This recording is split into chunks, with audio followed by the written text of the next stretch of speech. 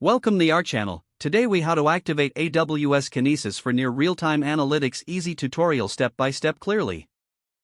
First, log in to your AWS Management Console. Once you are logged in, navigate to the AWS Kinesis service. Click on Get Started to begin setting up Kinesis for your project. Choose Create Data Stream to start a new data stream. Enter a name for your data stream in the designated field. Specify the number of shards you want to allocate based on your data throughput needs. After configuring your stream, click Create Data Stream. Wait for the stream status to change to active, indicating that it is ready for use. Next, open the AWS Lambda service to create a function that will process your streaming data. Select Create Function to initiate the function setup. Choose Author from scratch and provide a name for your Lambda function. Select a runtime that suits your programming preference, such as Python or Node.js.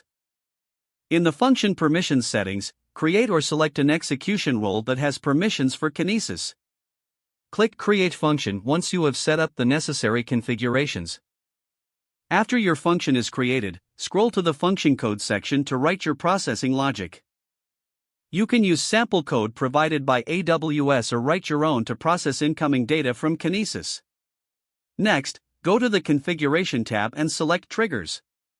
Click on Add Trigger and select Kinesis.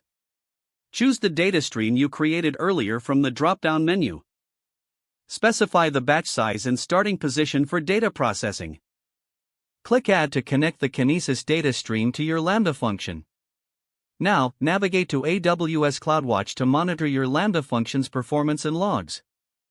Create a CloudWatch alarm if you want to receive notifications about errors or performance issues. Finally, test your setup by sending sample data to check the output in CloudWatch logs to confirm that your Lambda function processed the data successfully. You have now activated AWS Kinesis for near real-time analytics. If the page does not load, refresh the browser or try again in a private or incognito window. Make sure you are using the correct email address, then retype it carefully to avoid small typos. If your password is not accepted, use the reset option and create a new strong password you can remember. Check your spam folder for verification or security emails, then complete any requested confirmation steps. Enable two-factor authentication if available to improve account security and reduce unauthorized access risk.